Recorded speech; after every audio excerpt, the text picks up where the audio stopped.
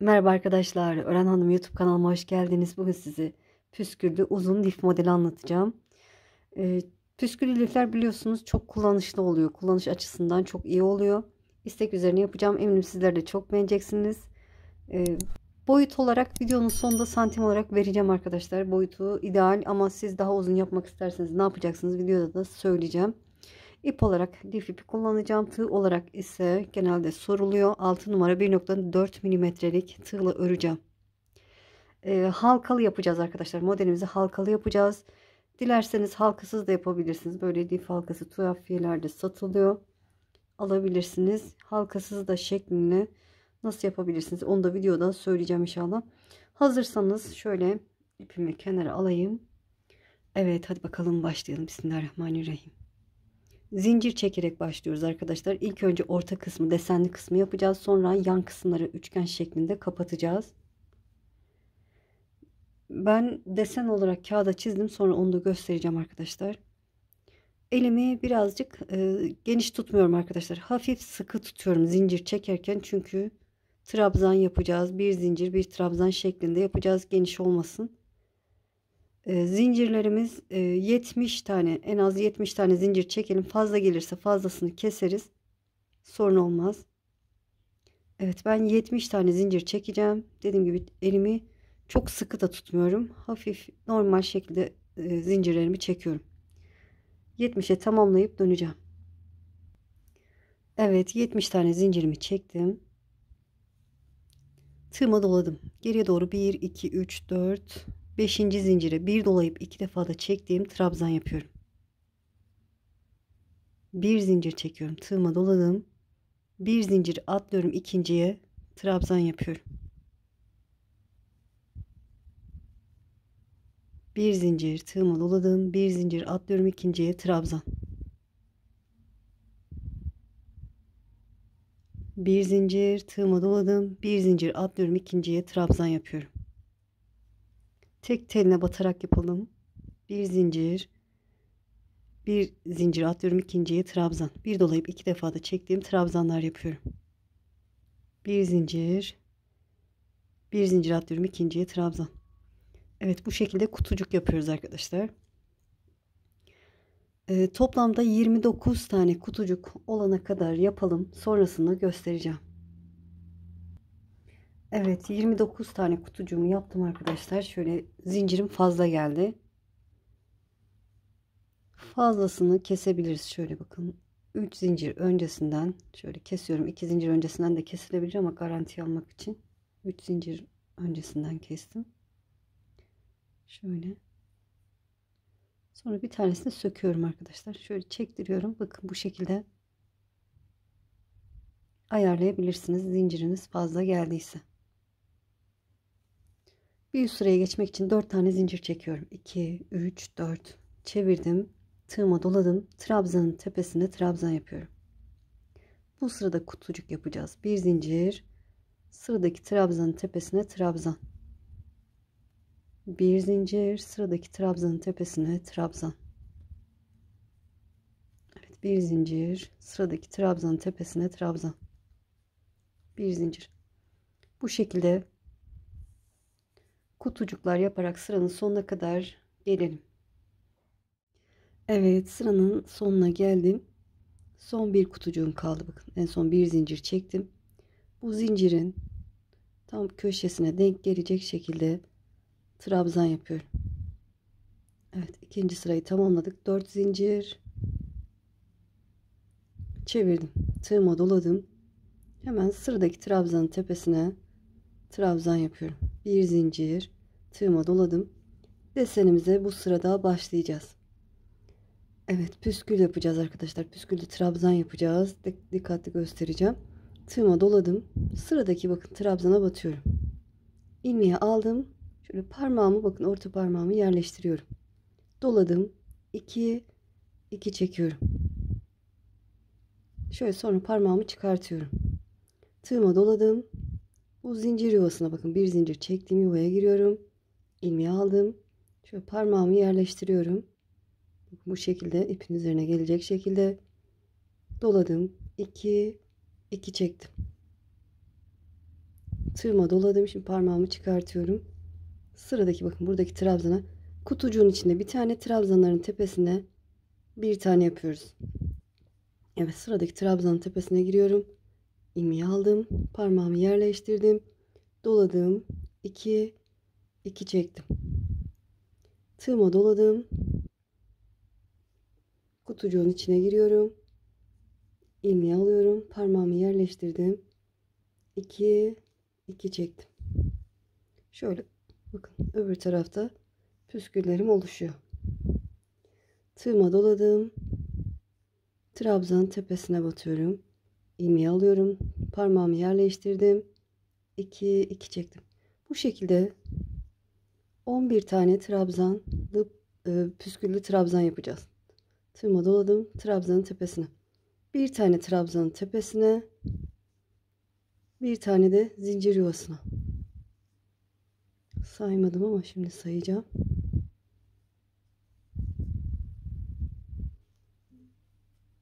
Doladım. Evet, tığıma doladım. Trabzanın tepesine batıyorum. İlmeği alıyorum. Parmağımı yerleştirip 2 2 çekiyorum. Bu şekilde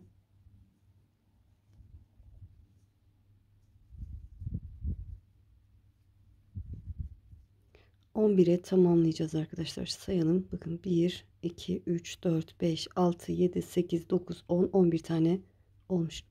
Sonuncuyu da trabzanın üzerine battık gördüğünüz gibi. Öbür taraftan da bu şekilde. İpimi ortadan, yumağın ortasından çektiğim için bu şekilde. Sonra bunları düzelteceğiz. Evet, bir zincir çekiyorum. Tığıma doladım. Sıradaki trabzanın tepesine normal trabzan yapıyorum. Kutucuk yapıyoruz. Evet, burada 11 tanesini püsküllü yaptık. Bir zincir, sıradaki trabzanın tepesine normal trabzan. 5 tane kutucuk olacak. 2 oldu.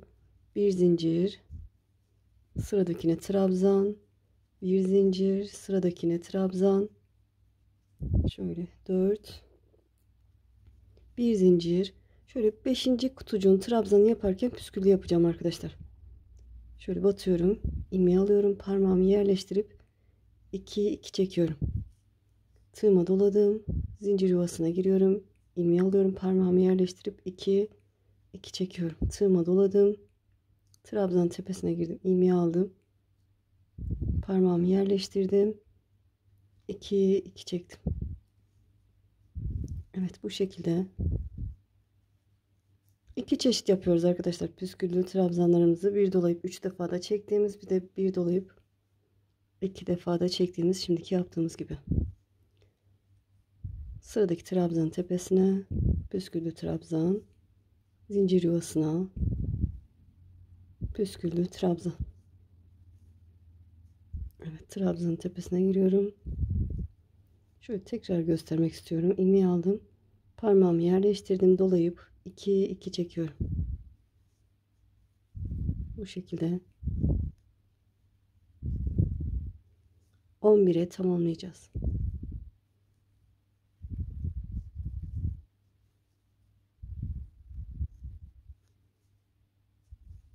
Evet, 5 kutucuğun üzerine örünce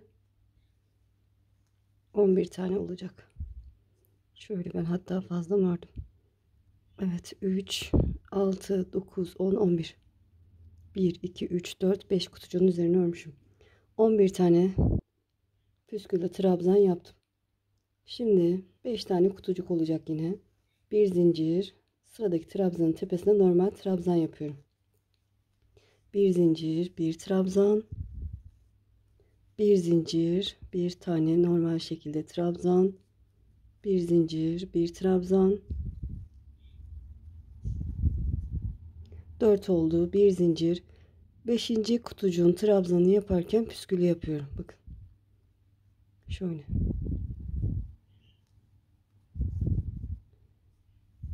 Zincir yuvasına püsküllü trabzan, trabzanın tepesine püsküllü trabzan, zincir yuvasına.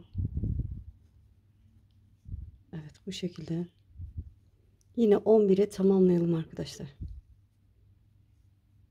Bir tane zincir yuvasına, bir tane trabzanın tepesine.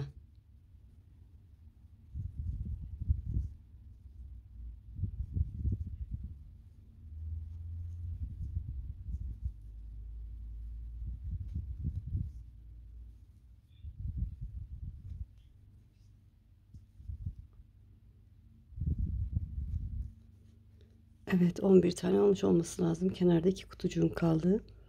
3, 6, 9, 10, 11 tane olmuş. Bir zincir sıradaki trabzanın tepesine trabzan. Bir zincir köşedeki zincire batarak trabzan. 4 zincir çekiyorum. Çeviriyorum. Sıradaki trabzanın tepesine normal trabzan. Evet. Bu şekilde oldu gördüğünüz gibi. Bir zincir. Bakın sıradaki trabzanın tepesine bakın. Püsküllü trabzanın tepesine yine püsküllü trabzan yapıyorum. Bu sefer 9 tane olacak. Her birine bir batıyorum. Püsküllü trabzan yapıyorum. 2, 3, 4, 5, 6, 7, 8 ve 9. Evet, 9 tane püsküllü trabzan yaptık. Bir zincir çekiyorum, tığıma doladım. Bakın burada bir trabzan atlıyorum, ikincinin tepesine normal trabzan yapıyorum. Kutucuk yaptık. Bir zincir sıradaki trabzanın tepesine trabzan. Arada 5 tane kutucuk olacak yine buradaki püsküllerle. Bir zincir sıradaki trabzanın tepesine trabzan. Bir zincir sıradakine. Evet, 1 2 3 4 olmuş. Bir zincir. 5.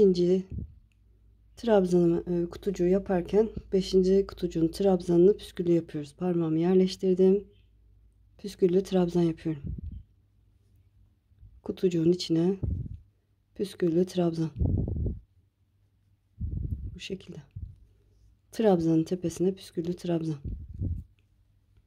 Evet, her bir trabzanın tepesine püsküllü trabzan yaparak ilerliyorum. Her birine bir tane batıyorum ve püskül yapıyorum gördüğünüz gibi.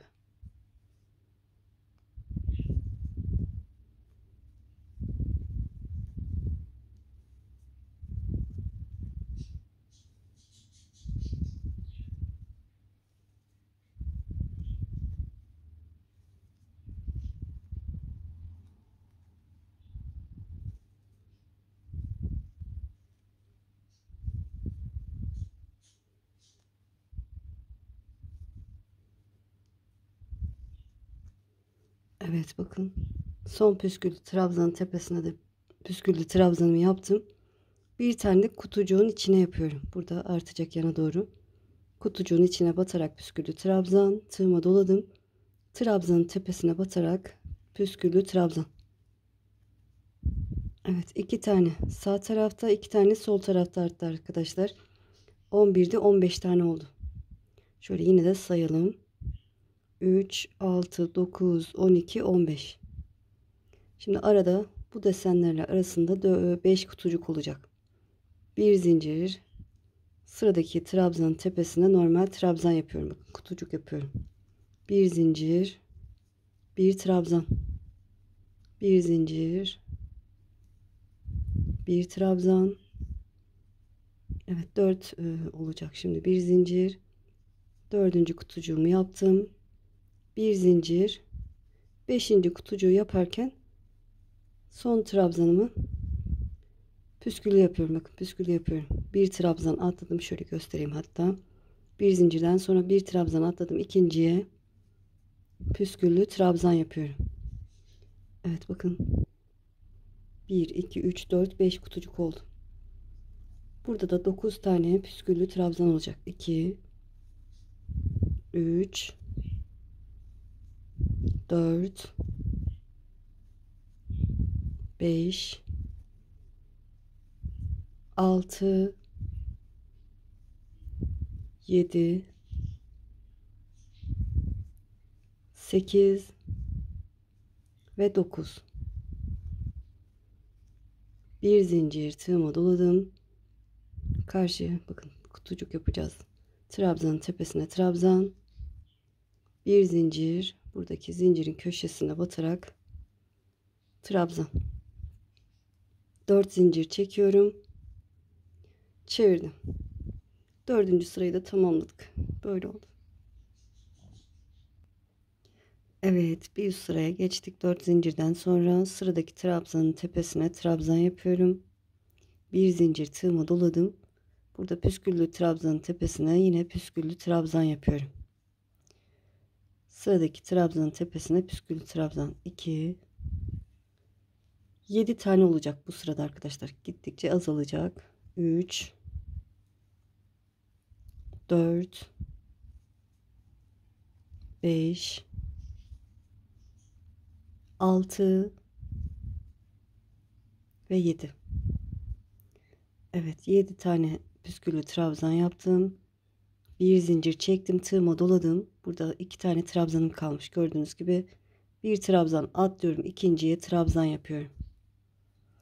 Yine buradaki püsküllerle buradaki püsküller arasında 5 tane kutucuk olacak. Bir zincir, sıradaki trabzanın tepesine normal trabzan, bir zincir, sıradakine normal trabzan.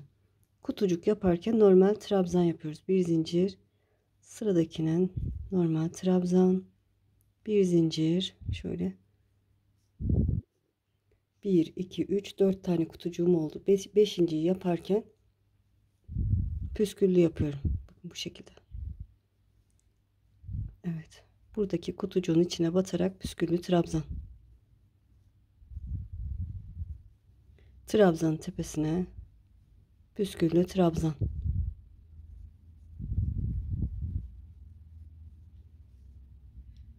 Evet, burada kutucuk yok şimdilik. Bu sırada da yok arkadaşlar. Her birine bir tane püsküllü trabzan yaparak ilerliyoruz. 19 tane olacak bu sırada toplamda.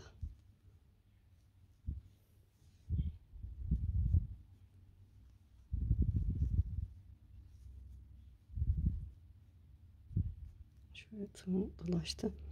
Evet, 19'a tamamlayalım arkadaşlar. Şöyle son kutucuğun üzerine de püsküllü trabzan yapacağız. Buraya kadar gelelim.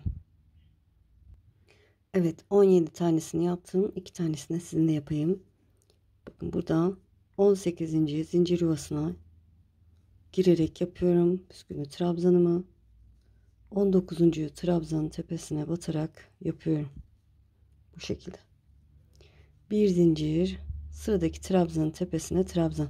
Kutucuk yapıyoruz yine 5 tane. Bir zincir, sıradaki trabzanın tepesine trabzan. Evet, 5 tane kutucuk olacak. Bir zincir, bir trabzan, şöyle bakın 1 2 3 4 oldu. Bir zincir tığıma doladım. Bir trabzan atlıyorum, ikinciye püsküllü trabzan yapıyorum. 5. kutucuğu yaparken sonuncuyu püsküllü yapıyorum. 1 2 3 püsküllü trabzan yapıyorum. 4, her birine bir batıyorum. 5 6 ve 7. Bir zincir, trabzanın tepesine trabzan, bir zincir, zincirin köşesine gelecek şekilde trabzan. 1 2 3 4 zincir çekiyorum, çeviriyorum. Kaçıncı sıradayız? 6. sıraya geçtik. Tığıma doladım. Trabzanın tepesine trabzan, bir zincir. Sıradaki bakın trabzanın tepesine püsküllü trabzan yapıyorum. Sıradakine püsküllü trabzan. 5 tane olacak bu sırada. Bu yandaki trabzanlarımız 3 oldu. Her birine bir batıyorum. 4 ve 5. Bir zincir çekiyorum. Tığıma doladım. Bir trabzan atladım. İkinciye trabzan. Bir zincir. Yine 5 tane kutucuk yapıyoruz. 2 3 bir zincir. Dördüncü kutucuğumu yaptım. Bir zincir tığıma doladım. 5. kutucuğu yaparken trabzanımı püsküllü yapıyorum. Tığıma doladım. Buradaki zincir yuvasına püsküllü trabzan. Evet, 11 tane püsküllü trabzan yapalım arkadaşlar. 3 tane oldu. 11'e tamamlayalım. Video çok uzayacak. Evet, 11 tane püsküllü trabzanımı yaptım. Bir zincir çektim, tığıma doladım. Bir trabzan atlıyorum, ikinciye trabzan yapıyorum. Pardon, püsküllü trabzan yapıyorum. Çok özür dilerim. Bir trabzan atladım, ikinciye püsküllü trabzan yapıyorum. Burada ortada bir kutucuğumuz oldu. Yine 11 tane püsküllü trabzan yapıyoruz. Şöyle göstereyim. Bakın 3 sıradan sonra, bakın şöyle 1 2 3 sıradan sonra 11 tane sağda püsküllü trabzanım oldu. Ortada bir kutucuk. 11 tane de solda püsküllü trabzanım olacak. Evet, 11'e tamamlayalım. Evet, 11'e tamamladım. Püsküllü trabzanlarımı, bir zincir, sıradaki trabzanın tepesine normal trabzan yapıyorum. Bir zincir, kutucuk yapıyoruz. Sıradakini trabzan, bir zincir, üçüncü kutucuğu yaptım. Bir zincir, dördüncü kutucuk, bir zincir, beşinciyi yaparken bir trabzan atlıyorum, ikinciye püsküllü trabzan yapıyorum. Burada da 5 tane püsküllü trabzan olacak.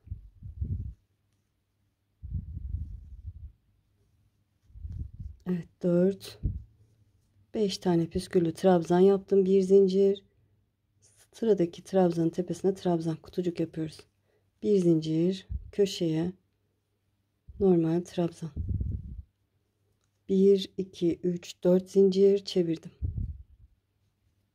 Tığıma doladım. Trabzanın tepesine normal trabzan. Bir zincir, tığıma doladım. Karşı trabzanın tepesine püsküllü trabzan.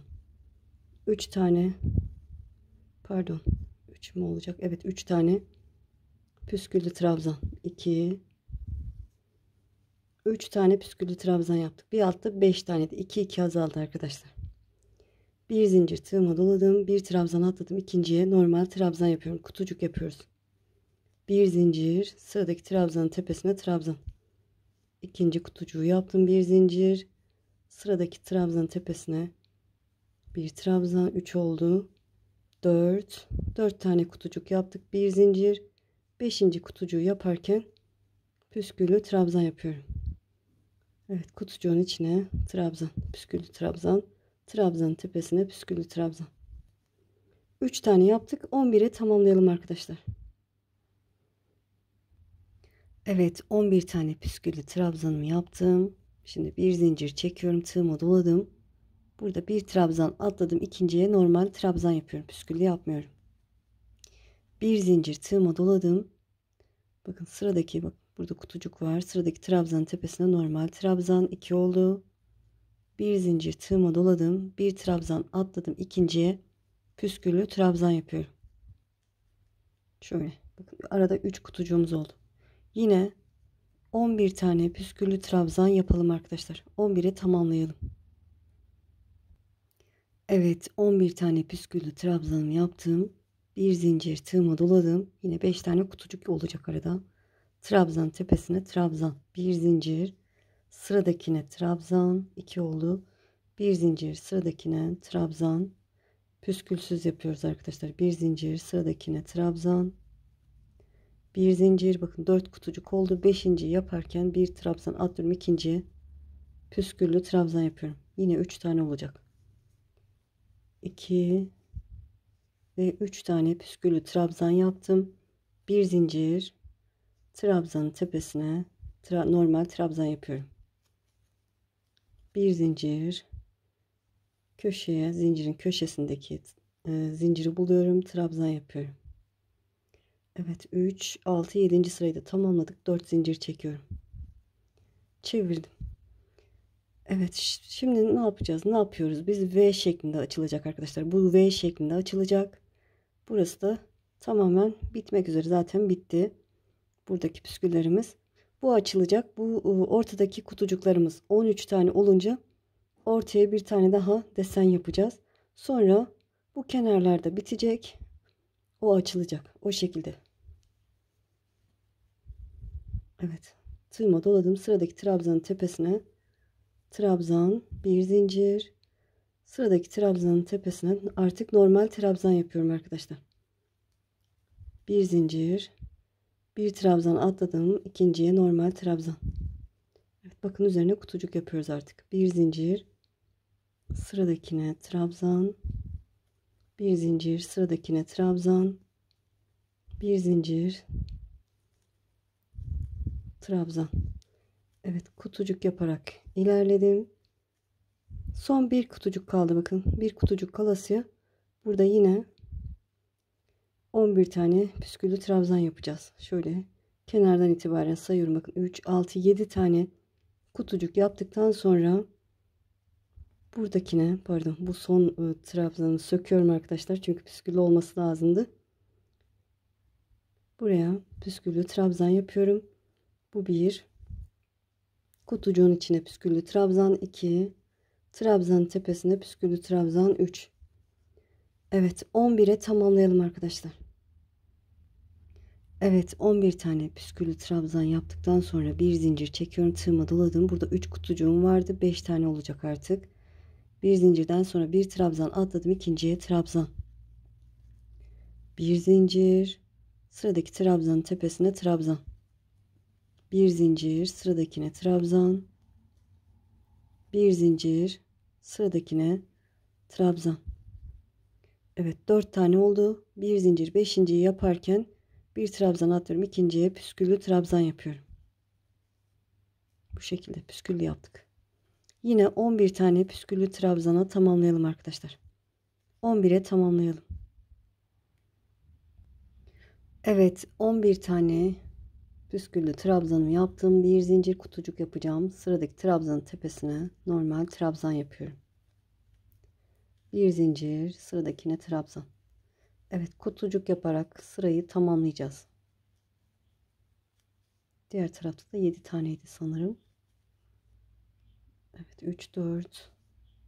Bir trabzan atlıyorum, ikinciye trabzan. Bir zincir, sıradakine trabzan. Bir zincir, köşeye batarak son kutucuğumu yaptım.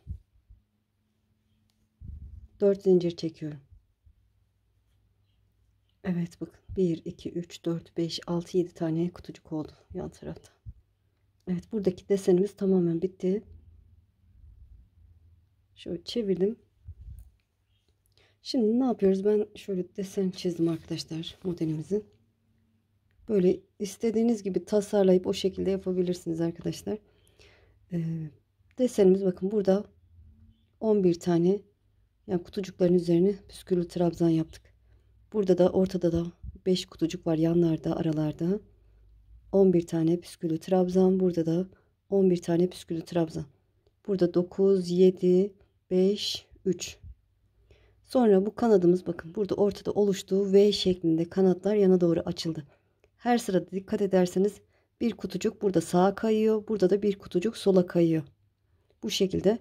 Şimdi biz buradaki aradaki kutucuklarımız 13 tane olana kadar bu şekilde devam edeceğiz. Sonra diğer desene, burada başladığımız gibi ikinci desene başlayacağız. Bu şekilde. Evet. Tığıma doladım. Sıradaki, bakın, trabzanın tepesine trabzan.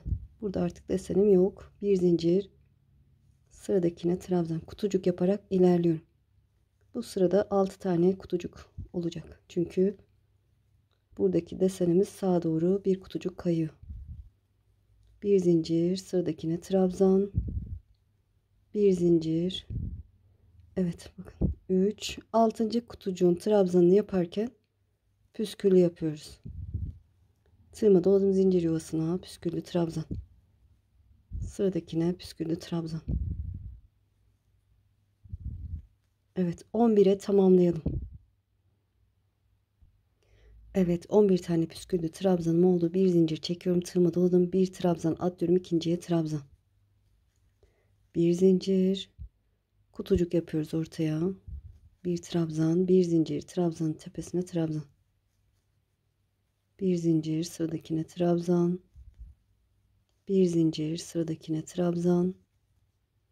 Bir zincir, sıradaki trabzanın tepesine trabzan. Bir zincir, tığıma doladım bakın. 3 6 tane kutucuk oldu. 7.'yi yaparken püsküllü yapacağız. Bir tane sola kayacak. Bir trabzan atıyorum, ikinciye püsküllü trabzan yapıyorum. Evet, her sırada burada kutucuklarımız 2 tane artacak. Yine 11 tane püsküllü trabzan yapalım. Evet, 11 tane püsküllü trabzanımı yaptım. Şimdi bir zincir, tığıma doladım. Sıradaki trabzanın tepesine trabzan, kutucuk yaparak sırayı tamamlayacağız. Bir zincir, sıradakine trabzan. Evet, bir zincir, bir trabzan. Bir zincir, bir trabzan. Bir zincir, köşeye denk gelecek şekilde trabzanımı yapıyorum. 4 zincir. Evet, çevirdim. Artık bilirsiniz. Bakın, ortada kutucuklarımız 3, 6, 7 tane oldu. Bu sırada 9 tane olacak. Kanatlarımız böyle yana doğru açılacak. Ortadaki kutucuklarımız 13 tane olana kadar öreceğiz arkadaşlar. Bakın.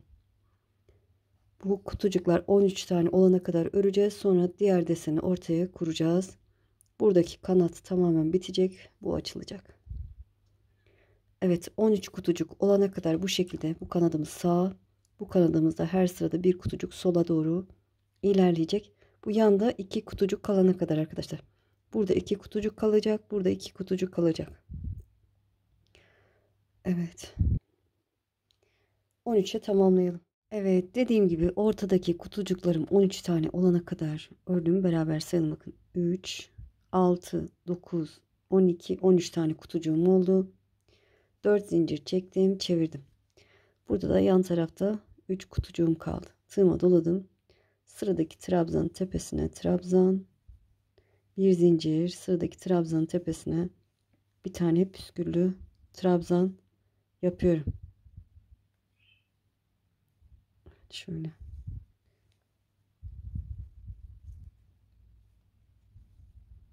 Yuvaya püsküllü trabzan. Sıradakine püsküllü trabzan. Evet, 11 tane püsküllü trabzana tamamlayalım. Evet, 11'e tamamladım. Şimdi bir zincir çekiyorum. Tığıma doladım. Bir trabzan atlıyorum, ikinciye trabzan. Evet, 5 tane kutucuk yapacağız. Arada 2, 3, 4, bir zincir, bakın 4 kutucuk oldu. 5.'yi yaparken püsküllü trabzan yapıyorum. Evet, bakın püsküllü yaptım. Kutucuğun içine püsküllü trabzan. 11'e tamamlayacağız arkadaşlar. Trabzan tepesine püsküllü trabzan. Bir tane kutucuğun içine, bir tanesini trabzanın tepesine. Evet, bu şekilde. Bir tanesini kutucuğun içine, bir tanesini trabzanın tepesine.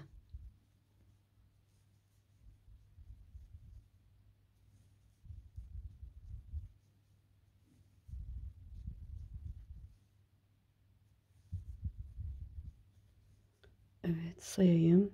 3, 6, 9, 11 tane olmuş arkadaşlar. 11 tane olduktan sonra bir zincir, bir trabzan, normal trabzan, kutucuk yapıyoruz. Yine 5 tane kutucuk olacak. 2,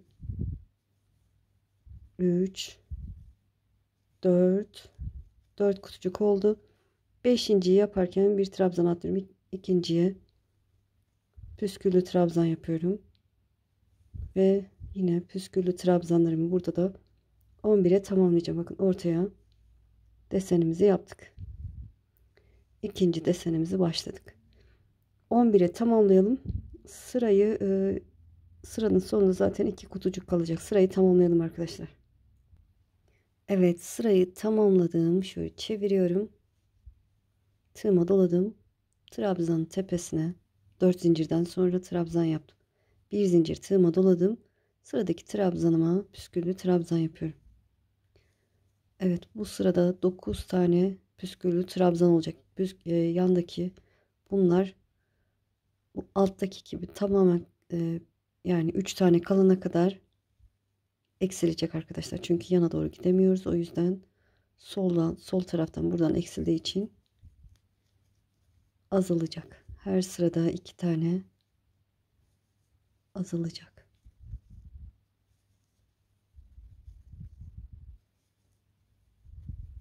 Evet. Şöyle bakayım şurada. 3, 6, 9 tane oldu. Bir zincir çekiyorum. Tığıma doladım. Bir trabzan atlıyorum. İkinciye trabzan. Bir zincir yine iki buradaki desen püsküller arasında 5 tane kutucuk olacak. Bir zincir, bir trabzan, bir zincir, dördüncü kutucuğu yaptım. Bir zincir, beşinci kutucuğu yaparken püsküllü yapıyoruz. Evet, buradaki kutucuğun içine püsküllü trabzan, trabzanın tepesine püsküllü trabzan. Evet, püsküllü trabzan yaparak devam edelim. 14 olacak arkadaşlar. 14 11 hayır 15 tane olacak arkadaşlar. 15'e tamamlayalım. Evet, 15'e tamamladım gördüğünüz gibi. Şimdi bir zincir çekiyorum. Yine arada 5 tane kutucuk olacak. Bir zincir, bir trabzan. Bir zincir, bir trabzan. Bir zincir.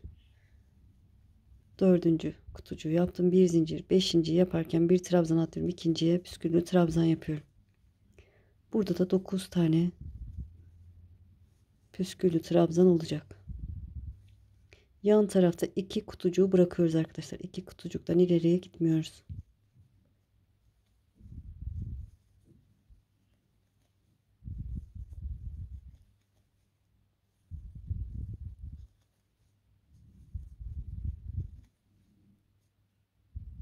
Evet, 9. püsküllü trabzanı yaptım. Bir zincir, trabzanın tepesine trabzan, bir zincir, köşeye batarak trabzanı yaptım. 4 zincir çevirdim. Trabzanın tepesine trabzan kutucuk yapıyoruz. Bir zincir, sıradaki trabzanın tepesine püsküllü trabzan yapıyorum. Bu sırada 7 tane olacak. Her sırada 2 tane azalacak. 3 4 5 6 ve 7. Bir zincir tığıma doladım. Bir trabzan atlıyorum. İkinciye normal trabzan yapıyorum. Evet, yine 5 kutucuk olacak arada. 2 bir zincir. Üçüncü kutucuğumu yaptım. Bir zincir. Dördüncü kutucuğumu yaptım. Bir zincir. Beşinciyi yaparken trabzanımı püsküllü yapıyorum. Bu şekilde. Evet, 15 tane püsküllü trabzan yapmıştık. Bir altta şimdi 19 tane olacak.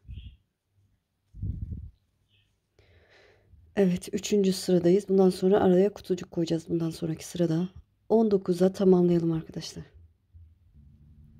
Evet, 19'a tamamladım. Şimdi bir zincir, 5 tane kutucuk olacak. Bir zincir, bir trabzan.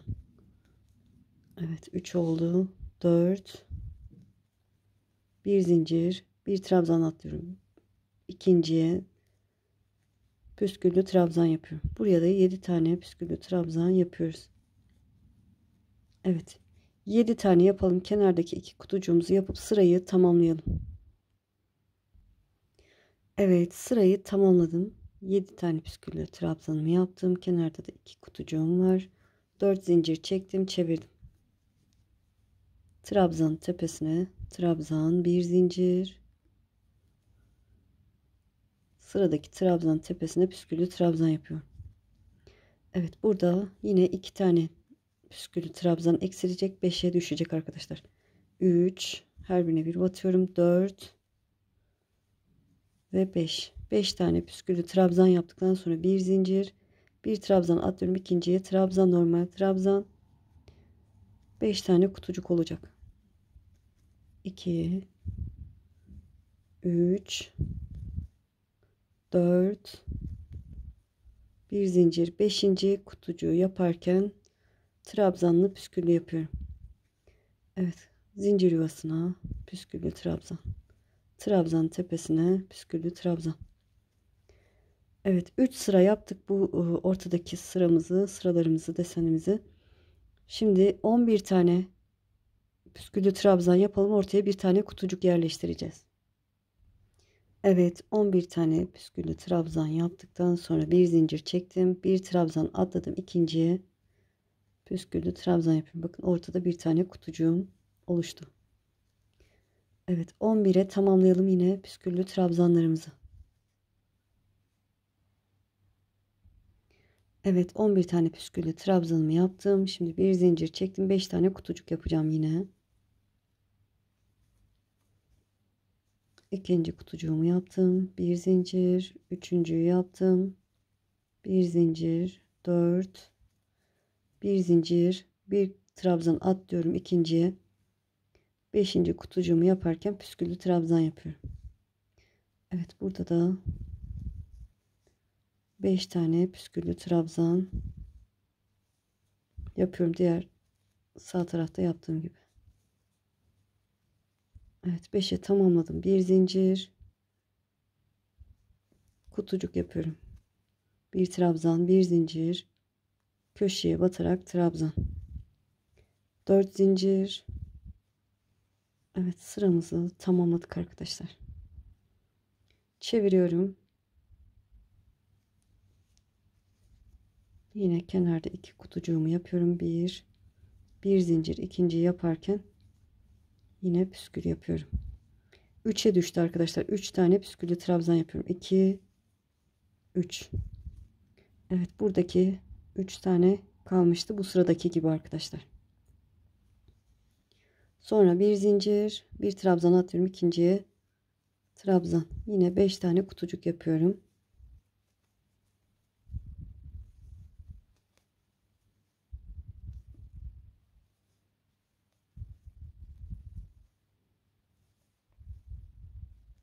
Evet, 5.'yi yaparken püskül yapmayı unutmuyorum. 3 5 ve 11 tane püsküllü trabzan yapıyoruz. 11'e tamamlayalım, şuraya kadar geleceğiz. Evet, 11 tane püsküllü trabzanımı yaptım. Bir zincir, bir trabzan atlıyorum ikinciye, trabzan yapıyorum. Kutucuk yapıyoruz. Bir zincir, karşı trabzanın tepesine trabzan, ikinci kutucuğumu yaptım. Bir zincir, tığıma doladım. Bir trabzan atladım ikinciye, püsküllü trabzan yapıyorum. Evet, yine 11 tane püsküllü trabzan yapalım. Ortadaki kutucuğumuz 3 oldu.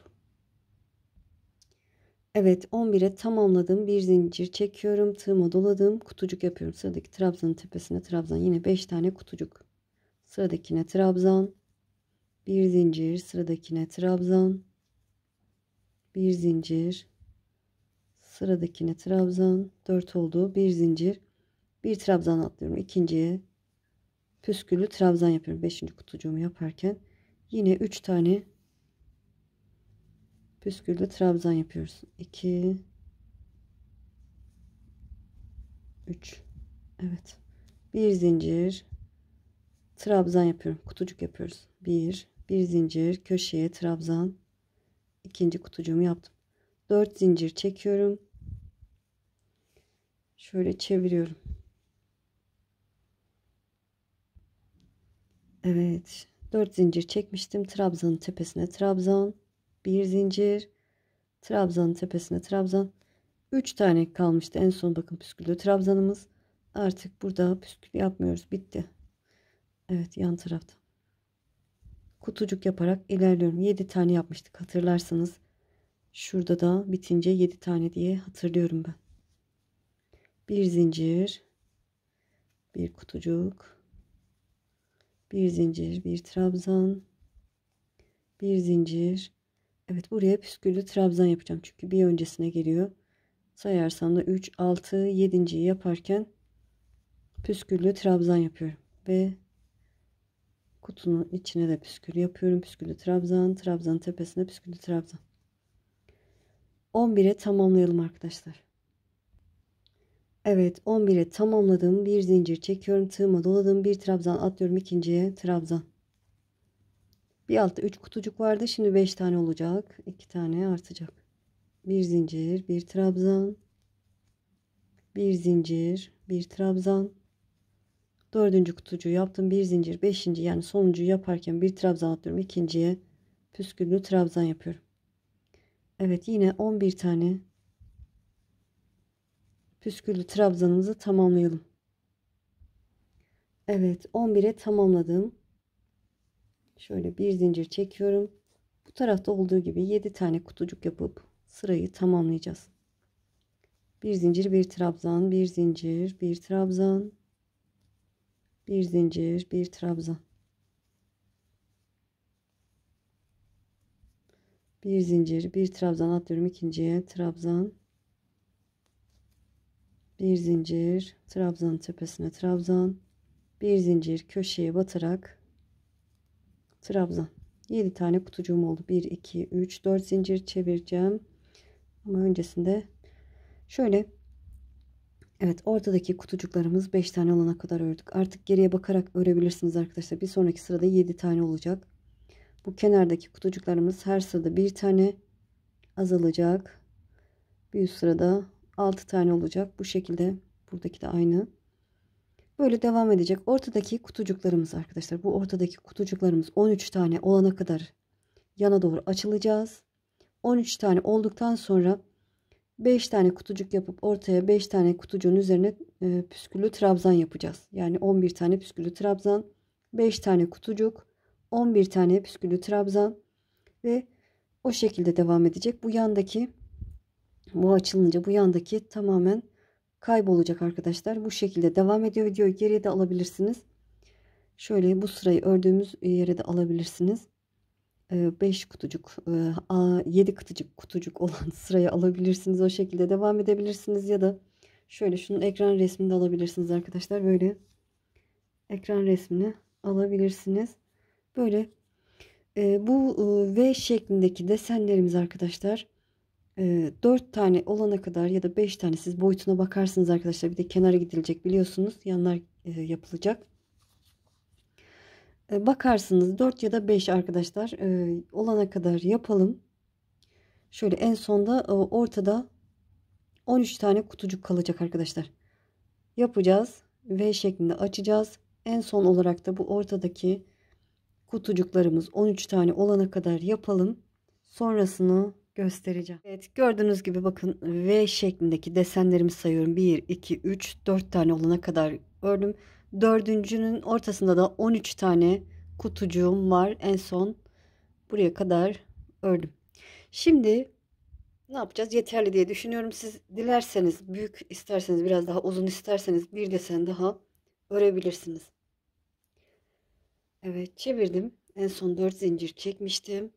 Şimdi bir sıra kutucuk yapacağız. Trabzanın tepesine trabzan yapıyorum. Bir zincir, trabzanın tepesine trabzan. Bir zincir, trabzanın tepesine trabzan. Bir zincir, bir trabzan atlıyorum, ikinciye trabzan yapıyorum. Kutucuk yaparken bir trabzan atlıyoruz, ikinciye. Bir zincir, bir trabzan atladım, ikinciye trabzan. Bir zincir, bir tane atladım, ikinciye trabzan. Evet, bu şekilde bir tane atlayıp ikinciye trabzan yapıyoruz. Bu sıra sırf kutucuk olacak arkadaşlar.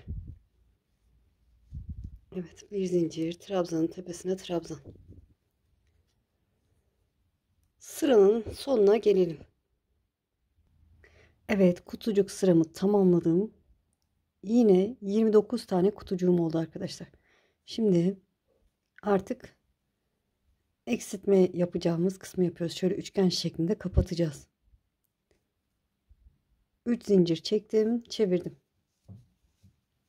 Hemen bu kutucuğun içine bir trabzan yapıyorum. Trabzanın tepesine bir trabzan. Bir zincir tığıma doladım. Burada bir kutucuk yapacağım arada. Karşı trabzanın tepesine trabzan. Tığıma doladım. Kutucuğun içine bir trabzan. Trabzanın tepesine bir trabzan. 3 trabzan bir kutucuk, 3 trabzan bir kutucuk şeklinde ilerleyecek. Bir zincir. Burada bir kutucuk yapacağım. Trabzanın tepesine trabzan. Tığıma doladım. Kutucuğun içine bir trabzan. Trabzanın tepesine bir trabzan. Bir zincir. Trabzanın tepesine trabzan.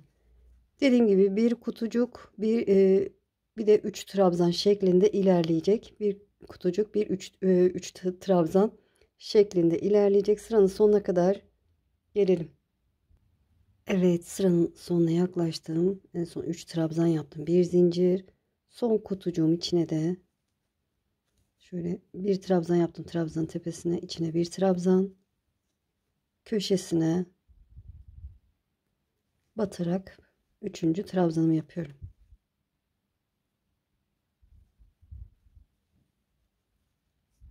Üç zincir çekiyorum. Evet. Bu şekilde sırayı tamamladık. Çeviriyorum. Tığıma doladım. Burada bu kutucuğun içine batacağız arkadaşlar.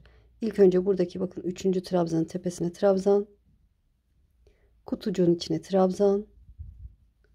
Trabzanın tepesine trabzan. Bir zincir tığıma doladım. Kutucukları dolduracağız arkadaşlar bakın. Bir zincirden sonra bir trabzan atlıyorum. 3. trabzanın tepesine trabzan. Zincir yuvasına trabzan. Trabzanın tepesine trabzan. Bu şekilde bir zincir, bir trabzan atlıyorum, ikinciye trabzan, zincir boşluğuna trabzan, trabzanın tepesine trabzan. Yine bir kutucuk, bir de üçlü trabzan şeklinde ilerliyor. Bir zincir, bir trabzan atlıyorum, ikinciye trabzan, zincir yuvasına trabzan, trabzanın tepesine trabzan. Bir zincir. Evet, bu şekilde şurada son kutucuğumuza kadar, buraya kadar gelelim, buradan geri döneceğiz. Evet, sıranın sonuna yaklaştım. Bakın burada son kutucuğuma trabzan yapacağım. İlk önce trabzanın tepesine, kutucuğun içine, trabzanın tepesine. Burada 1 2 3 sıkıca 3 zincir çekelim arkadaşlar. Çünkü bir üst sırada buraya batmayacağız. Yuva olarak kabul etmiyoruz. 3 sıraya geçiş olarak kabul ediyoruz. Trabzanın tepesine trabzan. Bakın 3. trabzanın tepesine trabzan yaptım. Zincir boşluğuna trabzan. Trabzanın tepesine trabzan. Bir zincir, bir trabzan atlıyorum, ikinciye trabzan. Zincir boşluğuna trabzan. Trabzanın tepesine trabzan. Bir zincir, bir trabzan atlıyorum, ikinciye trabzan. Zincir boşluğuna, trabzanın tepesine yine bir kutucuk, yine bir de üçlü trabzan, 3 tane trabzan o şekilde ilerliyor. Sıranın sonu. Buradan döneceğiz arkadaşlar. Buraya kadar gelelim. Evet, bakın sıranın sonuna geldim. Şöyle bakın, bu köşeye batmıyorum arkadaşlar. 3 zincir çekip döndüğüm yere batmıyorum. Sonra buradaki yuvaya battım. Şöyle üçlü trabzanlarımı sayarsam şöyle 3 6 9 12 13 tane. Burada 1 2 sıkıca 3 zincir çekip çeviriyorum. Tığıma doladım. 3. trabzanın tepesine trabzan. Zincir boşluğuna trabzan. Trabzanın tepesine trabzan. Bir zincir, bir trabzan atlıyorum, ikinciye trabzan. Zincir boşluğuna trabzan. Trabzanın tepesine trabzan. Bir zincir. Evet, bu şekilde yine sıranın sonuna kadar ilerleyelim. Bir zincir. Kenarlar bu şekilde olacak. Bakın, bu şekilde eksiltme yapıyoruz. Evet, gördüğünüz gibi sıranın sonuna geldiğim son olarak burada 2 tane üçlü trabzan, 3 tane yan yana olan 2 tane trabzanımızın ortasındaki yuvaya 3 tane trabzan yaptım. Şöyle buraya batmıyorum arkadaşlar. Bu köşeye batmıyorum. Dönüş yapıyorum. Üçlü trabzanlarımı sayarsam bu sırada da 12 tane oldu. 1 2 3 zincir çektim, çevirdim. Tığıma doladım. 3. trabzanın tepesine trabzan, zincir yuvasına trabzan, trabzanın tepesine trabzan. Bir zincir, yine bir trabzan atlıyorum ikinciye, zincir yuvasına, trabzanın tepesine. Evet, bu şekilde ilerliyoruz arkadaşlar. Bu şekilde ilerleyelim. Şöyle ben yeteri kadar küçülünce size halkayı nasıl yapacağız onu anlatacağım arkadaşlar. Bu şekilde devam edelim. Birazdan size göstereceğim zaten. Basamak şeklinde eksiltmelerime devam ettim. Şöyle gördüğünüz gibi 1 2 3 4 tane üçlü trabzanım kaldı. Burada halkayı sabitleyeceğim ama arkadaşlar denedim, olmadı. O yüzden ben bir zincir çekip ipimi kestim. Bakın 4 tane üçlü trabzandan sonra bir zincir çektim, ipimi kestim. Şöyle modelimin düz tarafını çeviriyorum. Bakın bu şekilde çevirdim. Halkamı alıyorum. Şöyle bir zincir çektim. Halkama bir tane sık iğne yapıyorum. Siz halkanız yoksa arkadaşlar şöyle su taşı da yapabilirsiniz. Daire şeklinde, halka şeklinde su taşı da yapıp tamamlayabilirsiniz. Size kalmış. Evet, bir tane sık iğne yaptıktan sonra şöyle alıyorum modelimi. Şöyle zincirin tepesine gelecek şekilde tığım batırdım. İlmeğimi buradan geçiriyorum. Halkama 2 tane sık iğne yapıyorum. 1 2. İlmeğimi genişletiyorum. Bakın bir trabzan atladım, ikinci trabzana batıyorum. İlmeğimi buradan geçirdim. Halkama 2 tane sık iğne yapıyorum. 1 2. İlmeğimi genişlettim. Bir trabzan atladım, zincire denk geliyor. Sorun olmaz. Zincirin tepesine batarız ya da alttan da girebilirsiniz. Şöyle zincire batıyorum. İlmeğimi buradan geçiriyorum. Halkama 2 sık iğne yapıyorum. 1 2. İlmeğimi genişlettim. Bir trabzan atladım, ikinciye batıyorum. İlmeğimi buradan geçiriyorum. Halkama 2 sık iğne yapıyorum. 1 2. İlmeğimi genişlettim. Bir trabzan atladım, ikinciye zincire denk geldi. Batıyorum, ilmeğimi buradan alıp geçiriyorum. Halkama 2 sık iğne yapıyorum. İlmeğimi genişlettim. Bir trabzan atladım, ikinciye batıyorum, ilmeğimi buradan geçirdim. Ve halkama 2 sık iğne yapıyorum. İlmeğimi genişlettim. Bir trabzan atladım, ikinciye batıyorum. İlmeğimi buradan geçirdim, 2 sık iğne. Genişlettim ilmeğimi. Şöyle ikinciye batıyorum, ilmeği aldım. Burada bir sık iğne yapıyorum kenara denk geldiği için. Bir sık iğneden sonra son trabzanın tepesine de batıp ilmeği buradan geçiriyorum ve halkama sık iğne yapıyorum. Evet, eklemeyi tamamladık arkadaşlar. Gördüğünüz gibi bu şekilde eklendi. Tamamen halkamızın etrafını sık iğne yapalım. Evet, halkanın etrafını yaptım. Sonundayım arkadaşlar. Şöyle ilk yaptığım sık iğneye batıyorum. İlmeği aldım, ilmeği içinden geçirdim. Burada bir zincir çekiyorum ipimi. Şöyle birazcık uzun bırakıyorum ki saklayayım.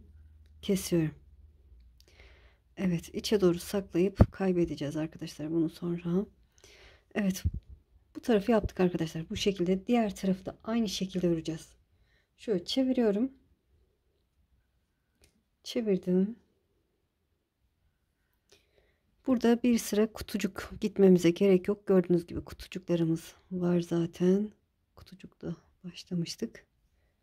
2 sıra örmüştük hatta. Şöyle bir zincir çekiyorum. Burada köşedeki zincire sabitliyorum. Şöyle batıyorum, ilmeği alıp ilmeğin içinden geçireceğim. 1 2 3 zincir çektim. Hemen bu yuvanın içine trabzan yapıyorum. Trabzanın tepesine, trabzanın hatta battığım yere batmış oluyorum. Trabzan, bir zincir, Trabzanın üzerine bakın, şuraya batarak trabzan. Zincir yuvasına trabzan. Trabzanın uç kısmına ya da tepesine diyelim trabzan. Bir zincir.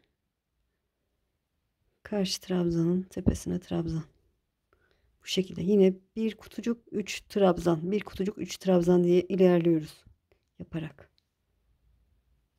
Evet, kutucuğa bir trabzan yaptım. Trabzanın dibine bir trabzan. Bir zincir. Karşı trabzanın tepesine trabzan. Kutucuğun içine bir trabzan. Trabzanın uç kısmına trabzan. Evet, bir kutucuk 3 trabzan, bu şekilde sıranın sonuna kadar gelelim. Evet, sıranın sonuna kadar geldim. Gördüğünüz gibi burada 3 zincir çekiyorum, sıkıca çeviriyorum. Tığıma doladım. 3. trabzanın tepesine trabzan. Zincir yuvasına bir trabzan. Trabzanın tepesine bir trabzan. Bir zincir. Bir trabzan atlıyorum, ikinciye trabzan. Zincir yuvasına trabzan. Trabzanın tepesine trabzan. Bir zincir. Evet, bu şekilde yine ilerliyoruz. Biraz göstereceğim arkadaşlar, bilirsiniz ama bu sıranın sonunda göstereyim. Bir üst sıraya geçişi tekrar döneceğim. Evet, sıranın sonuna yaklaştım. Şöyle bir zincir çektim. Son olarak buradaki kutucuğun içine, yani trabzanın tepesine bir, kutucuğun içine bir trabzan, trabzanın tepesine bir trabzan. Şöyle bakın, bu şekilde. 3 zincir çekiyorum, çeviriyorum. Tığıma doladım. 3. trabzanın tepesine trabzan. Zincir yuvasına trabzan. Trabzanın tepesine trabzan. Bir zincir, bir trabzan atlıyorum, ikinciye trabzan. Evet, bu şekilde devam ediyor. Diğerini yaptığımız gibi arkadaşlar. Bunu nasıl yaptıysak aynı şekilde bunu yapalım arkadaşlar. Dilerseniz videoyu geriye de alabilirsiniz. Tamamlayalım, sonra etrafını yapımına geçeceğiz. Evet, gördüğünüz gibi bu tarafta yaptığım halkayı sabitledim. İpimi koparmadım arkadaşlar. Sıranın sonundayım, böyle halkanın sonundayım. İlk yaptığım sık iğneye batıyorum. İlmeği aldım, ilmeği içinden geçirdim. Şöyle şuraya başına dolamadan batıyorum. Evet. Direkt etrafını yaparak devam edeceğiz arkadaşlar. Kenarını yapacağız. Burada tığıma doladım. Bakın, buradaki basamak şeklindeki yuvama giriyorum. Trabzan yapıyorum. Trabzanın boyunu biraz uzun tutuyorum. 1, 2, 3 zincir. Trabzanın tepesine başına dolamadan batıyorum. Tığıma doladığım bu yuvaya yine bir trabzan yapıyorum. 3 zincir. Trabzanın tepesine başına dolamadan batıyorum. Tığıma doladım. Aynı yere bir trabzan daha yapıyorum. 3 zincir. Trabzanın tepesine başına dolamadan batıyorum. Tığıma doladım. Aynı yuvaya bir trabzan daha yapıyorum. Arada zincir çekmiyoruz arkadaşlar. 3 zincir. Trabzanın tepesine başına dolamadan batıyorum. Aynı yuvaya bir trabzan daha yapıyorum. Evet, 5 oldu. 1, 2, 3 zincir. Tepesine başına dolamadan batıyorum. Aynı yuvaya bir trabzan daha yaptım. 3 zincir. Trabzanın tepesine başına dolamadan batıyorum. Evet, şöyle sıradaki bakın yuvaya başına dolamadan batıyorum. Burada sıkılansın diye bir zincir çekiyorum. Evet, 6 tane trabzanlı pipirik yaptık. Tığıma doladım. Sıradaki köşeye bakın. Merdiven şeklindeki köşeme, zincir yuvasına yine bir trabzan, 3 zincir, tepesine başına dolamadan batıyorum. 6 tane trabzanlı pipirik yapıyoruz. 1, 2, 3 zincir, tepesine başına dolamadan batıyorum. Üçüncüyü yapıyorum. 3 zincir, tepesine başına dolamadan batıyorum. Evet, 6'ya tamamlayalım. Evet, 6 tane trabzanlı pipirimi yaptım. Sıradaki yuvaya başına dolamadan batıyorum. Burada sıklansın diye bir zincir çekiyorum. Tığıma doladım. Sıradaki yuvaya yine 6 tane trabzanlı pipirik yapıyorum. 3 zincir, tepesine başına dolamadan batıyorum. Evet, bunu da 6'ya tamamlayalım arkadaşlar. Evet, 6 tane trabzanlı pipirimi yaptım. Şöyle bakın burada. Burayı bir sıra olarak kabul ediyorum. 1, 2, 3. yuvaya başına dolmadan batıyorum. Bakın buraya kutucuk sırasına geçtik. Burada bir zincir çekiyorum. Tığıma doladım. Eliniz sıkıysa arkadaşlar bir tane atlayıp ikinciye yapın. Eliniz genişse benim gibi 1, 2, üçüncüye batarak uzun bir trabzan yapıyorum. 3 zincir. Tepesine başına dolamadan batıyorum. Yine 6 tane trabzanlı pipirik yapıyorum. 2, 3, 4,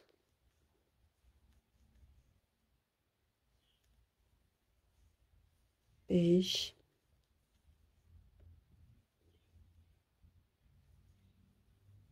ve 6. yapıyorum. Tepesine başına dolamadan battım. Burada bakın. Dilerseniz bir değil ikinciye batın. Eliniz genişse üçüncüye batın. Bir zincir tığıma doladım. 1, 2, üçüncüye batarak yine aynı işlemi yapıyorum. Şöyle. Şöyle yere serince kıvrılma olmasın arkadaşlar. O önemli. Sonra bu püsküllerimizi nasıl düzelteceğiz, nasıl düzgün durmasını sağlayacağız onu göstereceğim. Bittikten sonra. Evet, bu şekilde. Böyle burada bu kısımda kutucuk kısmında bu şekilde geleceksiniz. Buraya gelince yine bu bir tanesine trabzanlı pipirik, bir tanesine başına dolamadan batacaksınız bu şekilde. Halkanın etrafını sık iğne gidebilirsiniz arkadaşlar. Kaydırma tekniği gidebilirsiniz. Kaydırma tekniği de güzel olur. Ben size halkanın yapımını da göstereceğim. Evet, şöyle bu şekilde devam edelim. Halkanın yapımını, etrafını göstereceğim. Gördüğünüz gibi etrafını yaptım. Sonuna geldim arkadaşlar. Şöyle halkanın etrafını nasıl yapacağız onu göstermek istiyorum. Bakın gayet düzgün oldu. Hatta fön makinesiyle düzledim püskülleri. Evet, siz nasıl yapacaksınız birazdan söyleyeceğim arkadaşlar. Şimdi bakın en son buraya battım. Sıradaki bakın sık iğneye batıyorum. İlmeği aldım, ilmeği içinden geçirdim. Kaydırma tekniği yapacağım. Sık iğne yapmayacağım arkadaşlar. Bakın sıradaki sık iğneye batıyorum. İlmeği alıyorum. Altta ilmeğim. İlmeği içinden geçiriyorum. Bakın ilmeğim altta. Sıradaki sık iğneye batıyorum. İlmeği alıyorum alttan. İlmeği içinden geçiriyorum. Bu şekilde kaydırma tekniğiyle ilmeği alıp ilmeği içinden geçiriyoruz. Etrafında bu şekilde yapabilirsiniz.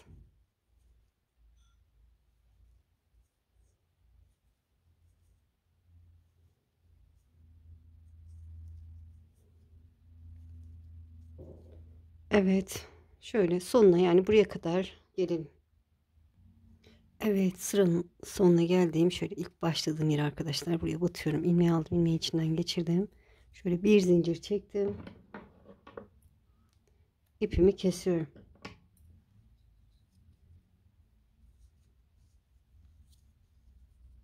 Şöyle ipimin fazlasını arkaya saklıyorum arkadaşlar. Şöyle biraz yürüteceğim.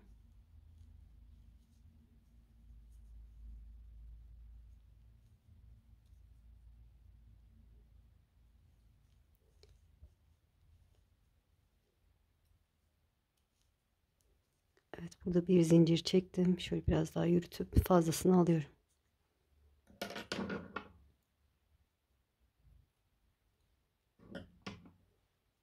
Evet, tamamdır. Böyle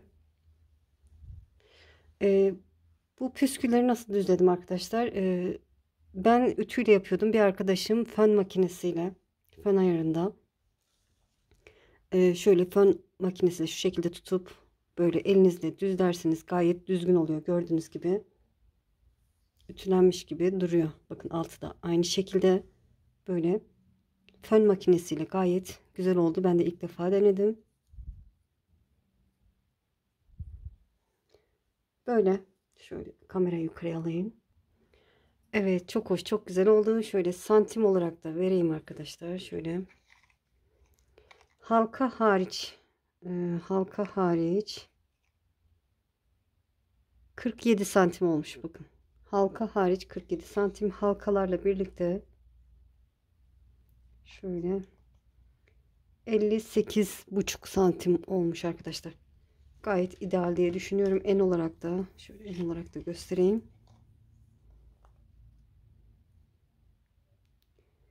19 santim. Bu şekilde. Çok hoş, çok güzel oldu. Böyle. İnşallah anlatımdan memnun kaldınız. Beni izleyerek yaptığınız için çok çok teşekkür ederim. Kanalıma abone değilseniz abone olursanız sevinirim. Videolarımı beğenip paylaşırsanız, yorum yaparsanız bana destek olmuş olursunuz. Şimdi değil, ileride örmek istiyorum derseniz kaydet butonuna basın. Daha sonra kaydettiğiniz videolar arasında bulabilirsiniz. Sizi çok seviyorum. Kendinize iyi bakın. Allah'a emanet olun. Hoşça kalın.